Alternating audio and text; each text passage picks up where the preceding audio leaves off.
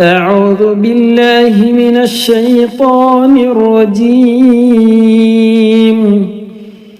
بسم الله الرحمن الرحيم يا أيها الرسول لا يحزنك الذين يسارعون في الكفر പ്രിയമുള്ള മുഅ്മിനീങ്ങളെ 55ാമത്തെ ക്ലാസ്സാണ്. ഇന്നലത്തെ ക്ലാസ്സിൻ്റെ തുടർച്ചയായിട്ട് ഇന്നലെ പറഞ്ഞ നിയമങ്ങൾ മാത്രം ശ്രദ്ധ കേന്ദ്രീകരിച്ചുകൊണ്ടുള്ള ഒരു ക്ലാസ്സാണ്. ആദ്യമായി കാണുന്നവരൊക്കെ തുടക്കത്തിലുള്ള ക്ലാസ്സുകളൊക്കെ നിർബന്ധമായിട്ടും കേൾക്കുക. അത് ലഭിക്കണമെങ്കിൽ നമ്മുടെ ചാനൽ പരിശോധിക്കുക. കാണുന്നില്ലെങ്കിൽ ഇൻഷാ അല്ലാഹ് താഴെ നമ്പറിൽ ഒന്ന് ബന്ധപ്പെട്ടാൽ മെസ്സേജ് അയച്ചാൽ നിങ്ങൾക്കത് അയച്ചു തരുന്നതായിരിക്കും. കഴിഞ്ഞ ദിവസം പറഞ്ഞത് ഇദ്ഗാമുൻ ബിഗുന്ന മനസ്സിലായിട്ടുണ്ടാവും എന്ന് പ്രതീക്ഷിക്കുകയാണ്. ഇനിയും മനസ്സിലാകാത്തവരുണ്ടെങ്കിൽ താഴെ ഒന്ന് കമന്റ് ചെയ്താൽ മതി. അപ്പോൾ ഇദ്ഗാമുൻ ബിഗുന്നയുടെ അക്ഷരങ്ങൾ 4 നൂന്, വാവ്, മീമ്, യാ. എപ്പോഴാണ് വരിക? സുക്കൂനുള്ള നൂന്, സുക്കൂന്റെ ചിഹ്നം ഉണ്ടാകട്ടെ ഉണ്ടാകാതിരിക്കട്ടെ, രണ്ടും സുക്കൂനുള്ള നൂനാണ്. അല്ലെങ്കിൽ തൻവീന് ഡബിൾ ഫത്ഹ്, ഡബിൾ കസ്ർ, ഡബിൾ ഒമ്മായിട്ട് വരും. അപ്പൊ ഇങ്ങനെയുള്ള ഈ ഹർക്കത്ത് അല്ലെങ്കിൽ ഈ നൂനിന്റെ ശേഷം വരുന്ന അക്ഷരം, സുക്കൂനുള്ള നൂനിന്റെ ശേഷം വരുന്ന അക്ഷരം ഒന്നെങ്കിൽ നൂന് തന്നെയാണെങ്കിൽ സുക്കൂനുള്ള നൂനിന്റെ ശേഷം, സുക്കൂനുള്ള നൂനായിരിക്കണം, ആ സുക്കൂനുള്ള നൂനിന്റെ ശേഷം വരുന്ന അക്ഷരം പിന്നെ നൂനാണെങ്കിൽ അപ്പോ ആദ്യത്തെ നൂന് രണ്ടാമത്തെ നൂനിലേക്ക് കൂട്ടി യോജിപ്പിക്കും, ഒരു നൂനായിട്ട് ഉച്ചരിക്കും. അതുപോലെ തന്നെയാണ് നൗമി, നൂന് വാവ് വന്നാലും മീമ് വന്നാലും യാ വന്നാലും, നൂനിന്റെ ശേഷം മീമ് വന്നാലും നൂനിന്റെ ശേഷം വാവ് വന്നാലും നൂനിന്റെ ശേഷം യാ വന്നാലും ഈ നൂനിനെ ഉച്ചരിക്കാതെ യാന് അടുത്ത അക്ഷരം കട്ടി കൂട്ടി മണിക്കുകയും ചെയ്തുകൊണ്ട് പറയുക. നമുക്ക് പറയാം. സൂറത്തുൽ മാഇദയുടെ 41ാമത്തെ ആയത്താണ്. يا أيها الرسول لا يحزنك الذين يسارعون في الكفر من الذين قالوا آمنا بأفواههم. ഇവിടെ തുടക്കം മുതലേ പറയുന്ന ഒരു വിഷയമാണ്. ശബ്ദുള്ള നൂന്, ശബ്ദുള്ള മീമ് എവിടെ കണ്ടാലും ഒന്ന് മണിക്കെന്ന് പറയണം എന്ന് പറഞ്ഞിട്ടുണ്ട്. മദ് അതൊന്ന് ശ്രദ്ധിക്കുക. ഖാലു, മദ് എന്ന് പറഞ്ഞാൽ ഖാലു, അവിടെ ചിഹ്നം കണ്ടില്ലേ, അതാണ് മദ്ദിന്റെ ചിഹ്നം. ഖാലു ആമന്നാ ബിഅഫ്വാഹിഹിം വലം തുഅ്മിൻ ഖുലൂബുഹും. അവിടെ ഒരു ചിഹ്നം കണ്ടില്ല, കഴിഞ്ഞ ക്ലാസ്സിൽ പറഞ്ഞിരുന്നു. ആ ചിഹ്നം നമ്മൾ വഖഫ് ചെയ്യുകയാണെങ്കിൽ എന്ത് ചെയ്യാം, ഏതെങ്കിലും ഒരു സ്ഥലത്ത് വഖഫ് ചെയ്യാം. വഖഫ് ചെയ്യണമെന്ന് നിർബന്ധമൊന്നുമില്ല. അവിടെ എന്ത് ചെയ്യാ, പിന്നെ രണ്ടാലൊരു സ്ഥലത്ത് നിർത്തുകയാണെങ്കിൽ അപ്പൊ അത് ഒന്ന് ശ്രദ്ധിക്കുക. വമിനല്ലദീന ഹാദൂ സമ്മാഊന ലിൽകദിബി സമ്മാഊന ലിഖൗം. ശദ്ദുൽ മീമ്. സമ്മാഊന ലിഖൗമിൻ ആഖരീന ലം യഅതൂക. വഖഫ് ചെയ്യുമ്പോൾ ശ്രദ്ധിക്കണം, അവസാനത്തെ അക്ഷരം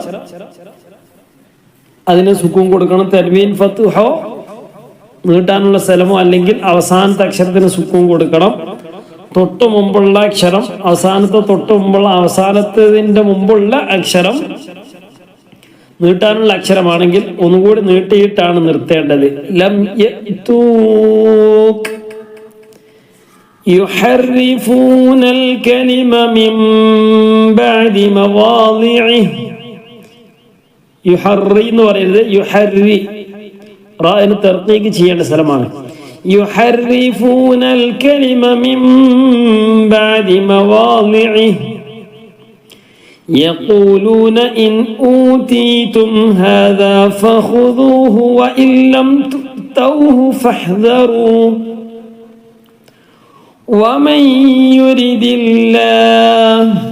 നമ്മൾ പറഞ്ഞ നിയമം സുക്കൂനുള്ള നൂനിന്റെ ശേഷം വമൻ, ഇവിടെ നൂന് വന്നു, നൂനിന്റെ ശേഷം യാ വന്നു, നൗമി, നൂന്, വാവ്, മീമ്, യാ. ഈ നാലക്ഷരങ്ങൾ നമ്മുടെ ശ്രദ്ധയിലുണ്ടാകണം. നൂനിന്റെ ശേഷം അല്ലെങ്കിൽ തൻവീന്റെ ശേഷം ഇത് വന്നാൽ എന്ത് ചെയ്യണം? എങ്ങനെ ഓതാന്ന് പറഞ്ഞ വമയ്യു കൂട്ടി യോജിപ്പിച്ചു മണിക്കുകയും ചെയ്യാം. വമയ്യുരിദില്ലാഹ്. നൂന് ഉച്ചരിക്കൂല, നൂനിനെ യായിലേക്ക് കൊടുത്തു, അപ്പൊ യാ കട്ടി കൂടി. യാ കട്ടി കൂടൽ എങ്ങനെ? ശബ്ദ ഉണ്ടാകുമ്പോ യാ എങ്ങനെ പറയാം? യു എന്ന് പറയേണ്ടി വരും. വമയ്യു, വമയ്യു മണിക്കുകയും ചെയ്യാം. വമയ്യു, വമയ്യു. നൂന് അവിടെ പറയേ വേണ്ട, നൂന് ഇല്ലാത്തതുപോലെ പറയുക. യുരിദില്ലാഹു ഫിത്നതഹു ഫലൻ തംലിക ലഹു മിനല്ലാഹി ശൈആ. തൻവീൻ ഫത്ഹാണ്, അവിടെ നിർത്തുമ്പോൾ ശൈആ, ഷെയ്ക്കൻ എന്നല്ല, കാഫായി ചിലപ്പോൾ ചില ആളുകൾക്ക് തോന്നാം കാഫല്ലത്. ശൈആ, കാഫ് തിരിച്ചിട്ടാണ് അല്ലെ, തിരിച്ചിട്ടാലേ കാഫാവുള്ളൂ. തൻവീൻ ഫത്ഹാണ്. അപ്പൊ ഇന്നൊരാൾ സംശയം ചോദിച്ചിരുന്നു, ഈ വാവ് ഉലൈക എന്നുള്ളിടത്തുള്ള വാവ് പിന്നെ അത് ഉച്ചരിക്കുമോ? അപ്പൊ അത് ആ വാവ് അതിന്റെ മുകളിൽ ഒരു ചിഹ്നം കണ്ടില്ല, 0 മാർക്ക്, അത് സുക്കൂനല്ല. ആ വാവ് ഉച്ചരിക്കൂല എന്നതിന്റെ ആ അക്ഷരം വാവായാലും വേണ്ടില്ല അലിഫിന്റെ മുകളിലൊക്കെ വരും. അപ്പൊ അത് ഉച്ചരിക്കുകയില്ല, അത് പറയേണ്ടതില്ല, അത് ഇല്ലാത്തതുപോലെ വായിക്കുക. അത് വെട്ടാ നിൽക്കണ്ട. ഉലൈക അല്ലദീന ലം യുരിദില്ലാഹു അൻ യുത്ഹിറ ഖുലൂബഹും. അയ്യു കൂട്ടി വയ്ക്കുക. അയ്യു നൂനിന്റെ ശേഷം യാ വന്നു. ഇദ്ഗാമു ബിഗുന്ന, നൗമി, നൂന്, വാവ്, മീമ്, യാ. അൻ യുത്ഹിറ ഖുലൂബഹും ലഹും ഫിദ്ദുനിയാ ഖിസിയുൻ വലഹും. നൗമി, നൂന്, വാവ്, മീമ്, യാ. ഖിസിയുൻ എന്ന യാ ഒരു തൻവീനാണ്. തൻവീന് ശേഷം, തൻവീൻ എന്ന് പറഞ്ഞാൽ ഡബിൾ ഫത്ഹ് കസർ ലൊമ്മ് അല്ലേ. അപ്പൊ ഇവിടെ ഡബിൾ ലൊമ്മാണ് വന്നിട്ടുള്ളത്, 2 ലൊമ്മ് വന്നിട്ടുണ്ട്. അതിന് ശേഷം നൗമി, നൂന്, വാവ്, മീമ, ഇദ്ഗാം ബിഗുന്ന. ഇവിടെ അക്ഷരങ്ങളിൽപ്പെട്ട 4 അക്ഷരങ്ങളിൽപ്പെട്ട ഏതെങ്കിലും ഒരു അക്ഷരം വന്നാൽ അവിടെ ഖിസിയുൻ എന്ന് പറയാതെ ഖിസിയുവ മണിക്കുകയും ചെയ്യാം. ഖിസിയുവ ലഹും ഫിൽ ആഖിറ. ഫിൽ ആ എന്ന് അല്പം നീട്ടുക. ഹംസക്ക് ശേഷമാണ് അലിഫുള്ളത്, അപ്പൊ നീട്ടണം. ഫിൽ ആഖിറതി അദാബുൻ അളീം.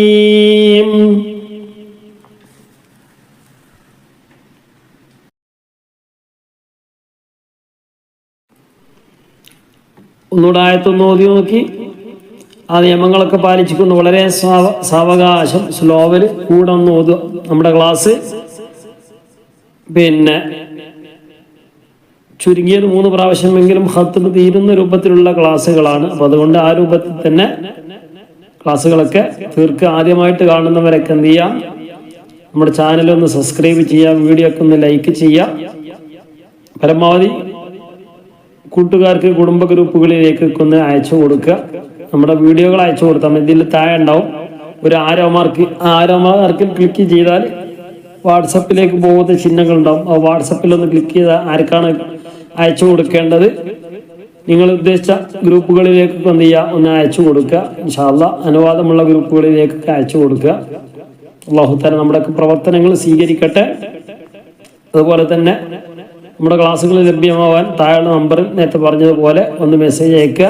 അതുപോലെ തന്നെ സ്പെഷ്യലായിട്ടുള്ള ക്ലാസ്സുകൾ, പ്രത്യേകിച്ച് കുട്ടികൾക്കൊക്കെ സ്പെഷ്യലായിട്ടുള്ള ക്ലാസ്സുകൾ വാട്സപ്പിൽ, അതുപോലെ തന്നെ ഓൺലൈൻ ട്യൂഷൻ ഒക്കെ ആയിട്ട് ചെറിയ ക്ലാസ്സുകളൊക്കെ കൊടുക്കുന്നുണ്ട് 2ാം ക്ലാസ് മുതലുള്ള കുട്ടികൾക്ക്. അതുപോലെ തന്നെ നമ്മുടെ യൂട്യൂബിൽ തന്നെ സ്പെഷ്യലായിട്ടുള്ള ക്ലാസ്സുകൾ വരുന്നതായിരിക്കും. താഴെയുള്ള ജോയിൻ ഒന്ന് ക്ലിക്ക് ചെയ്താൽ മതി. താഴെ നമ്മുടെ ഈ വീഡിയോ കാണുന്നതിൻ്റെ താഴെ ആയിട്ട് സൈഡിലായിട്ട് ഒരു ജോയിൻ ബട്ടൺ ഉണ്ടാവും. അവിടെ നിന്ന് ക്ലിക്ക് ചെയ്താൽ സ്പെഷ്യലായിട്ടുള്ള ക്ലാസ്സുകളൊക്കെ ഇതിൽ വരും ഇൻഷാ അല്ലാഹ്. 41-ാമത്തെ ആയത്ത്. ഇന്നത്തെ ഈ ഒരു ദിവസം വലിയ മഹത്വമുള്ള ദിവസമാണല്ലോ. അപ്പൊ അതുകൊണ്ട് അതൊക്കെ മനസ്സിലാക്കിയിട്ട് ഒരു അല്പം മാത്രമേ നോക്കുന്നുള്ളൂ. എല്ലാവരും എന്ത് ചെയ്യുക, ക്ലാസ്സുകളൊക്കെ പൂർണ്ണമായിട്ടും കേൾക്കുക, ഓതുക. يا أيها الرسول لا يحزنك الذين يسارعون في الكفر من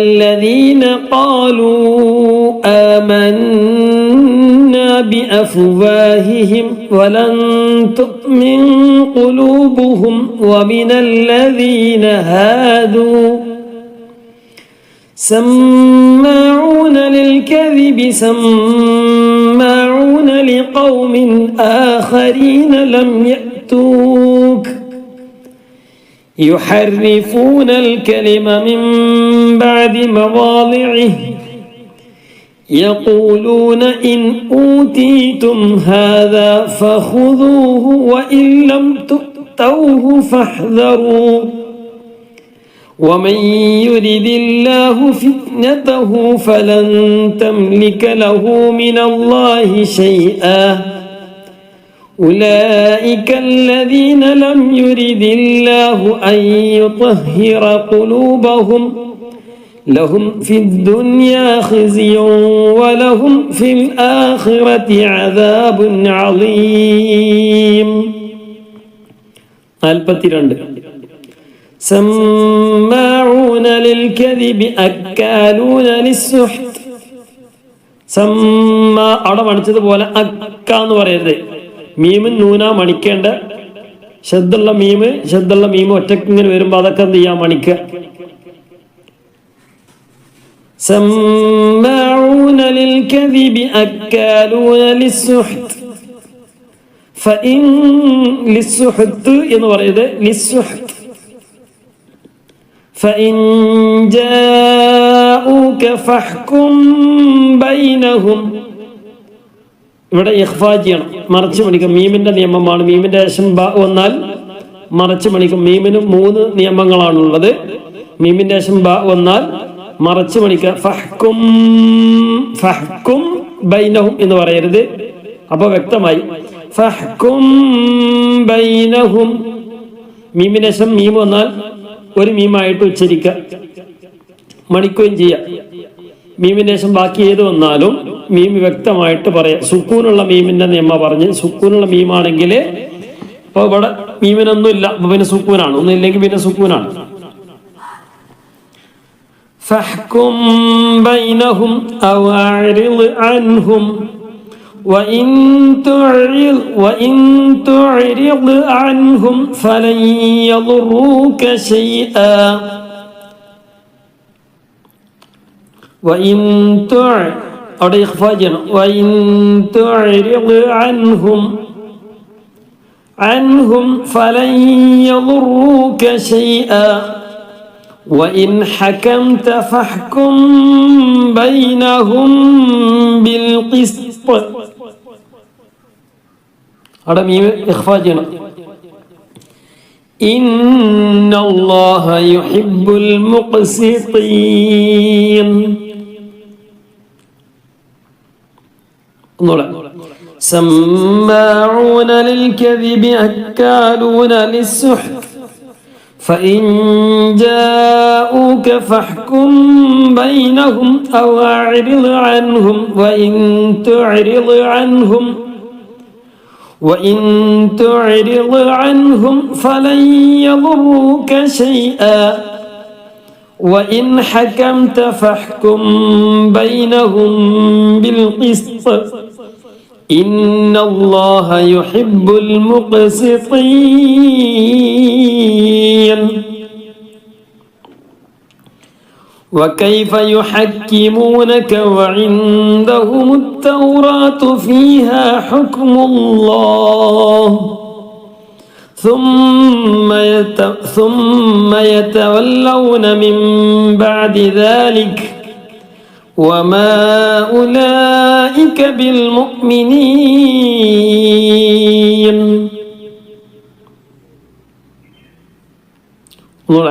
وكيف يحكمونك وعندهم التوراة فيها حكم الله ثم يتولون من بعد ذلك وما أولئك بالمؤمنين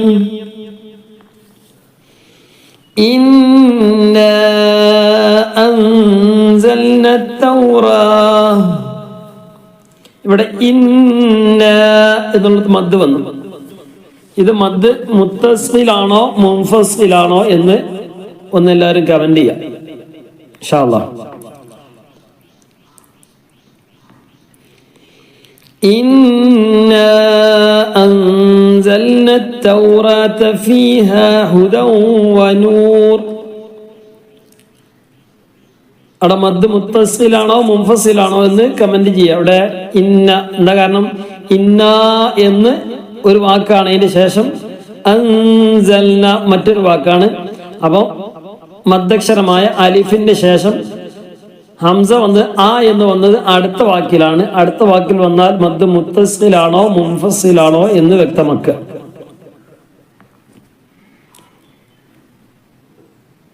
യഹ്കുമു ബിഹ, യഹ്കുമു ബിഹ നീട്ടാനുണ്ട്, നിർത്തിയാൽ നീട്ടണം.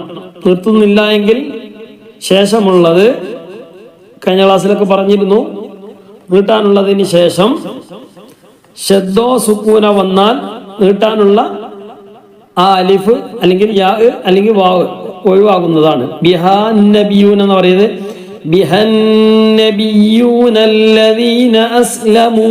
നോക്കണം, ബിഹാൻ നബി എന്ന് പറയരുത്, അങ്ങനെയാണുള്ളത്.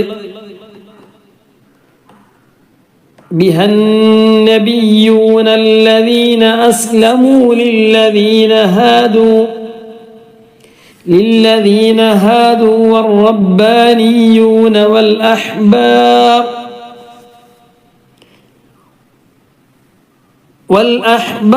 بما استحفظوا സുക്കൂൻ വന്നു. ബിമ എന്നാണുള്ളത്, ശേഷമുള്ളത് ഉച്ചരിക്കുന്ന അക്ഷരം സീനാണ്. അതിൻ്റെ അടിയിൽ വസലിൻ ഹംസയുണ്ട്. വസലിൻ ഹംസ ചേർത്തി വായിക്കുമ്പോൾ അത് ഉച്ചരിക്കുകയില്ല. ആ വസലിൻ ഹംസയുടെ അടയാളം എപ്പോഴും മനസ്സിലുണ്ടാകണം. ചേർത്തി വായിക്കുമ്പോൾ അത് ഉച്ചരിക്കൂല. വല്ലഹ്ബാറു ബിമാ, ഇനി അടുത്ത ഓതാണ് ഇസ്തുഹ്ഫിളു. ഇസ്തുഹ്ഫിളു ലാ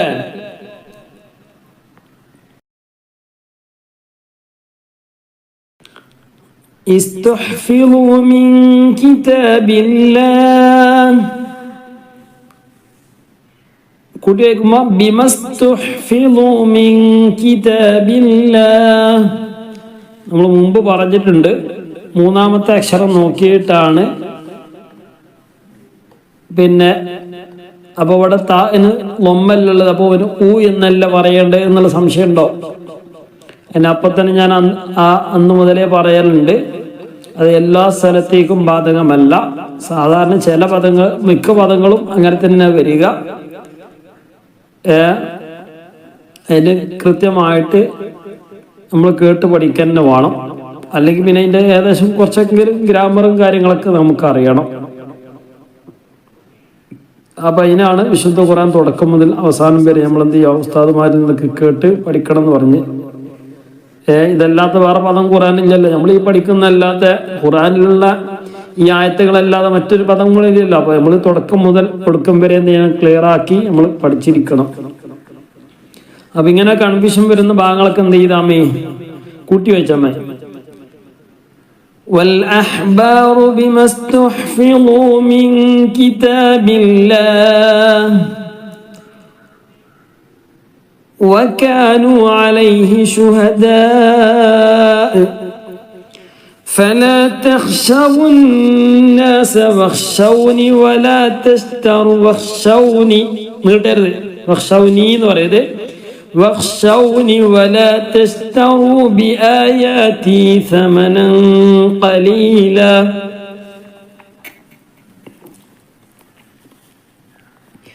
ومن لم يحكم بما أنزل الله فأولئك هم الكافرون.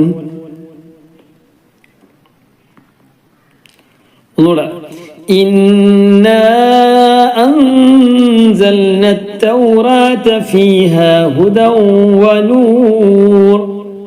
അവിടെ ഇദ്ഗാം ബിഗുന്നയാണ്. ഹുദ തൻവീന് ശേഷം നൗമി നൂന് വാവ് മീമ് യ വാവ് വന്നു. ഹുദവ്വനൂർ നിർത്തിയപ്പോ റാഇന് സുക്കൂന് മുമ്പ് നീട്ടാനുണ്ട്. മദ് ആരിൽ വന്നു. നൂർ വനൂർ يحكم بها النبيون الذين أسلموا للذين هادوا والربانيون والأحبار بما استحفظوا من كتاب الله وكانوا عليه شهداء فلا تخشوا الناس واخشون. മദ്ദലീനാണ് അവിടെ. നൂന് സുക്കൂന് അവസാനം സുക്കൂന് തൊട്ട് മുമ്പ് യാവിനോ വാവിനോ സുക്കൂന് അതിനു മുമ്പ് ഫത്ത് ആവുകയും ചെയ്താൽ വഖ്ശൗൻ നിർത്തുമ്പോ فلا تخشوا الناس واخشوني ولا تشتروا بآياتي ثمنا قليلا ومن لم يحكم بما أنزل الله فأولئك هم الكافرون.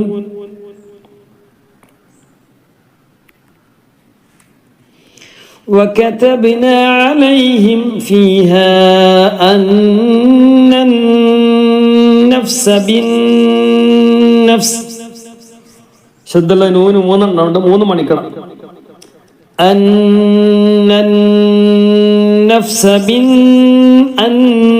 النفس بالنفس والعين مدلين والعين بالعين والأنف بالأنف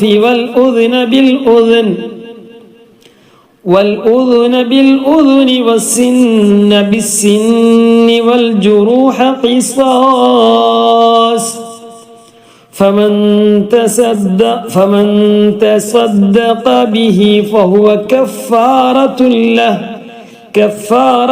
له ومن لم يحكم بما أنزل الله فأولئك هم الظالمون. وكتبنا عليهم فيها أن النفس بالنفس والعين بالعين والأنف بالأنف والأذن بالأذن والسن بالسن والجروح قصاص فمن تصدق به فهو كفارة له ومن لم يحكم بما أنزل الله فأولئك هم الظالمون. وقفينا على آثارهم بعيسى بن مريم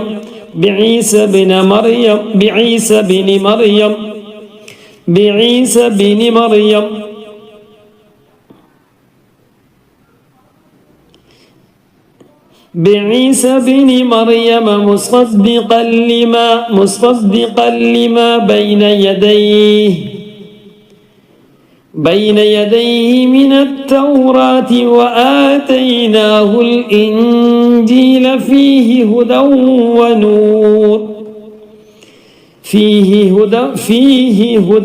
ونور ومصدقا لما بين يديه مدلين ومصدقا لما بين يديه من التوراة وهدى وموعظة للمتقين وقفينا على آثارهم بعيسى بن مريم مصدقا لما بين يديه من التوراة وآتيناه الإنجيل فيه هدى ونور ومصدقا لما بين يديه من التوراة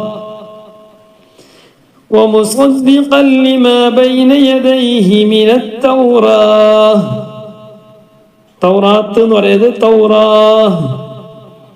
وهدى وموعظة للمتقين وليحكم أهل الإنجيل بما أنزل الله فيه ومن لم يحكم بما أنزل الله فأولئك هم الفاسقون وليحكم أهل الإنجيل بما أنزل الله فيه ومن لم يحكم بما أنزل الله فأولئك هم الفاسقون وأنزلنا إليك الكتاب بالحق مصدقا لما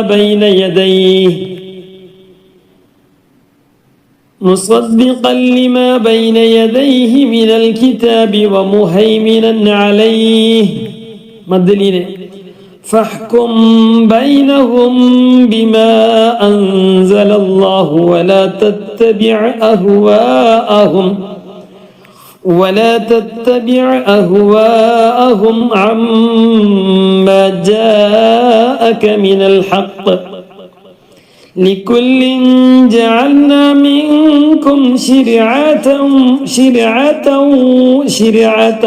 ومنهاجا تنوين شواونا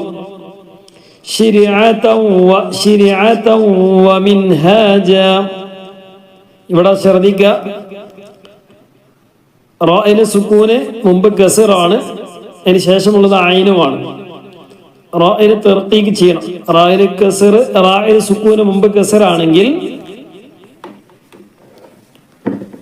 പിന്നെ തർക്കീക്ക് ചെയ്യണം ഷിർ എന്ന് പറയുന്നത് ഷിർ മിൻകും ശിർഅതൻ വമിൻഹാജാ ولو شاء الله لجعلكم أمة واحدة ولكن ليبلوكم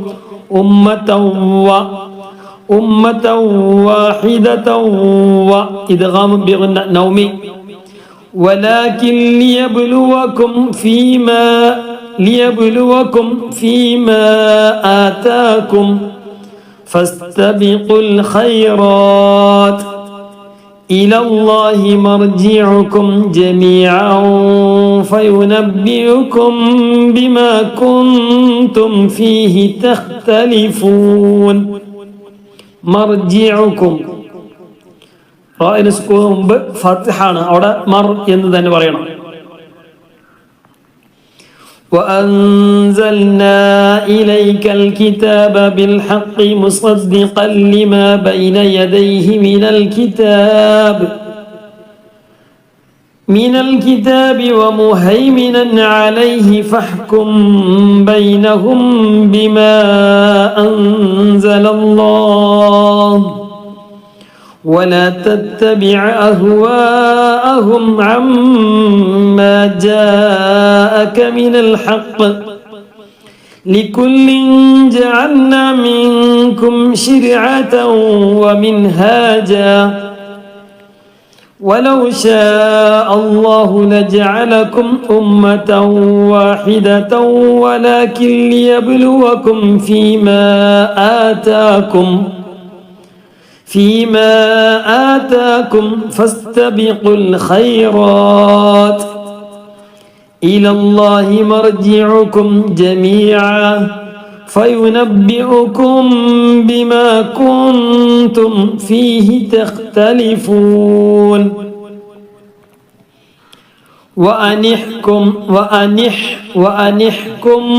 بينهم بما أنزل الله ولا تتبع أهواءهم واحذرهم أن يفتنوك إدغام بغنى أن يفتنوك عن بعض ما أنزل الله إليك الدليل فإن تولوا فاعلم أنما يريد الله أن يصيبهم ببعض ذنوبهم وإن كثيرا من الناس لفاسقون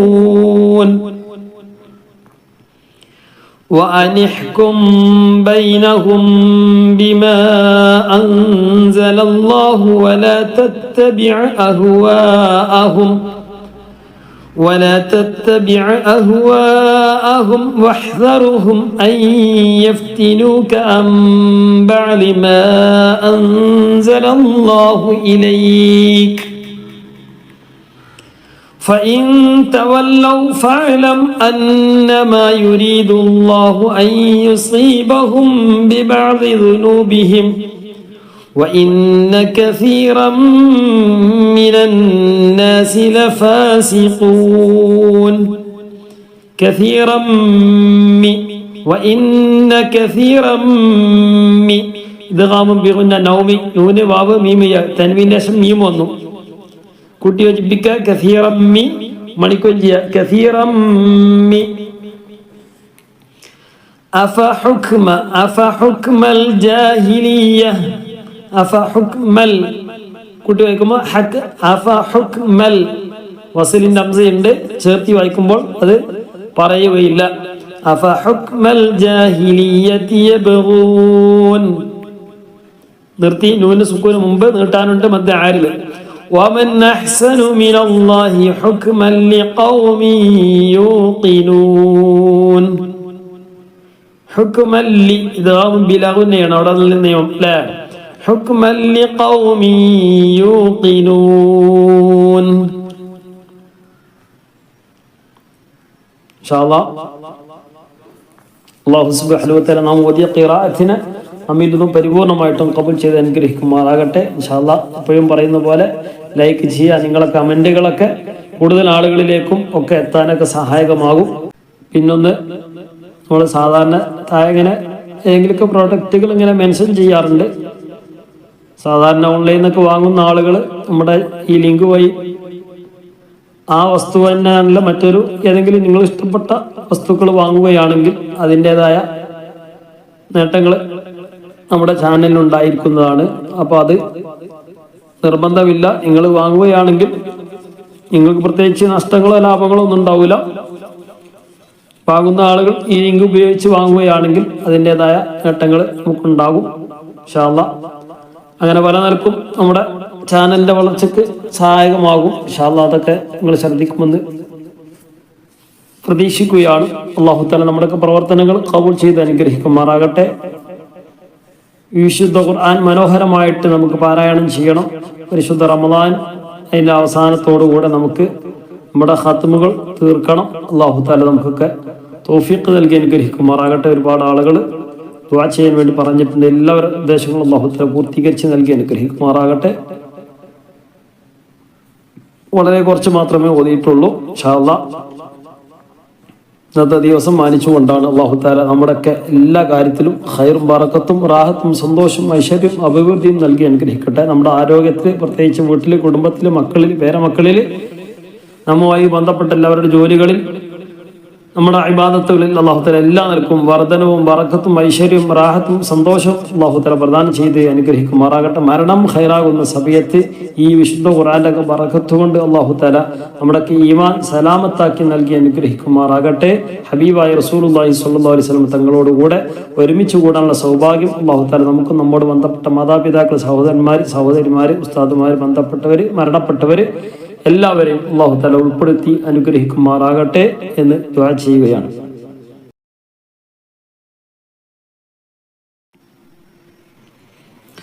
ബിസ്മില്ലാഹിർ റഹ്മാനിർ റഹീം.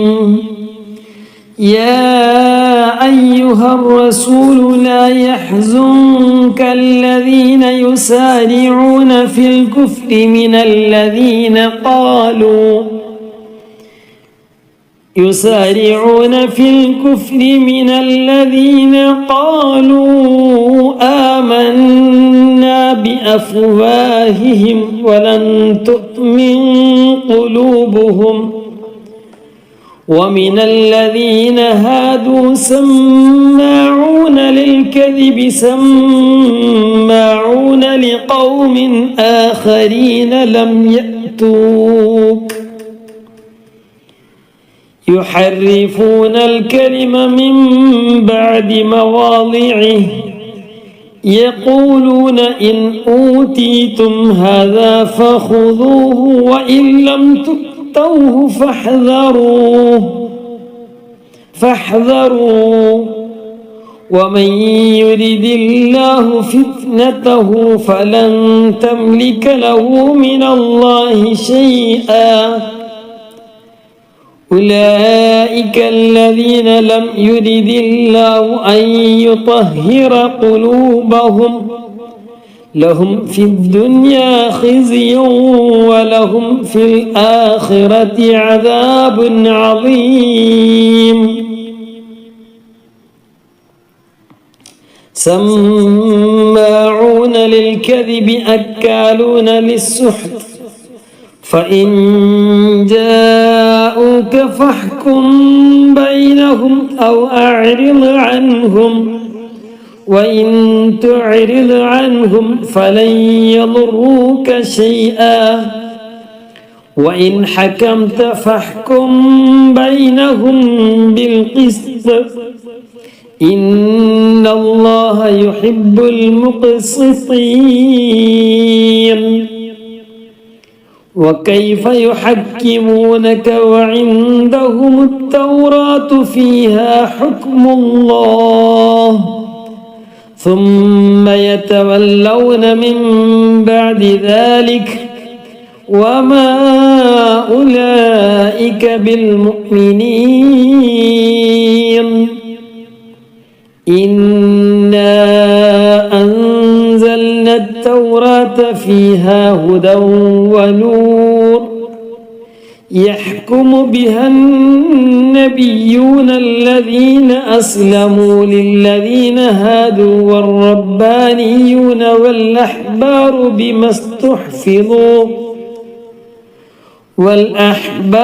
بما استحفظوا من كتاب الله وكانوا عليه شهداء فلا تخشوا الناس واخشوني ولا تشتروا بآياتي ثمنا قليلا ومن لم يحكم بما أنزل الله فأولئك هم الكافرون. وكتبنا عليهم فيها أن النفس بالنفس والعين بالعين والأنف بالأنف والأذن بالأذن والسن بالسن والجروح قصاص فمن تصدق به فهو كفارة له ومن لم يحكم بما أنزل الله فأولئك هم الظالمون. وقفينا على آثارهم بعيسى بن مريم مصدقا لما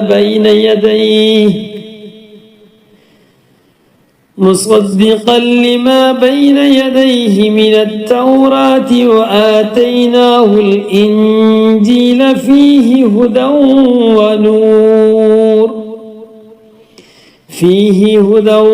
ونور ومصدقا لما بين يديه من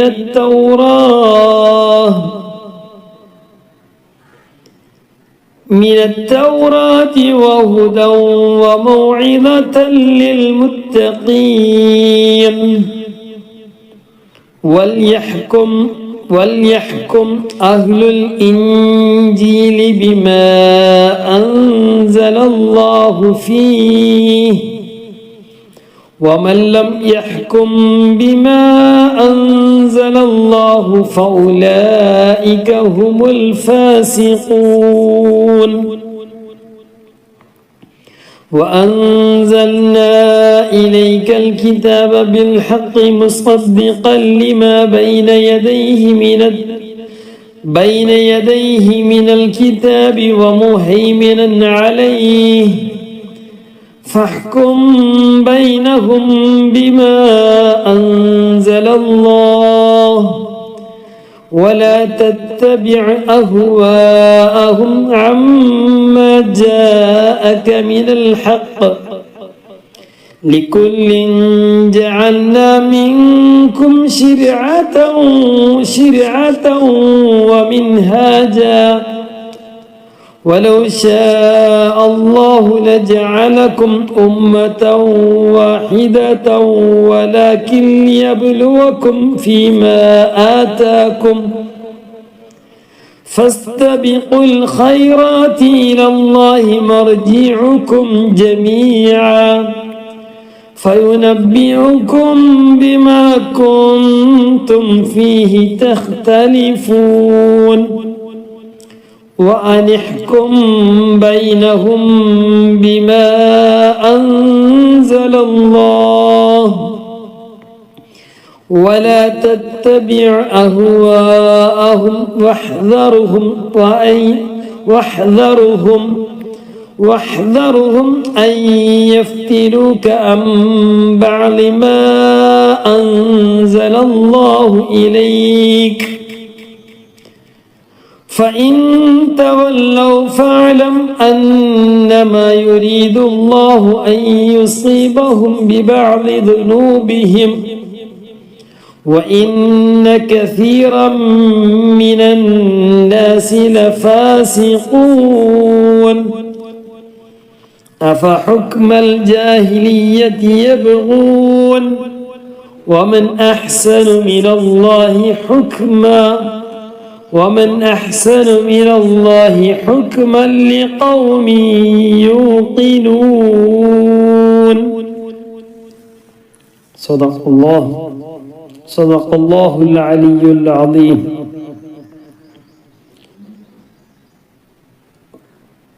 اللهم ربنا تقبل منا إنك أنت السميع العليم وتب علينا إنك أنت التواب الرحيم. آمين برحمتك يا أرحم الراحمين.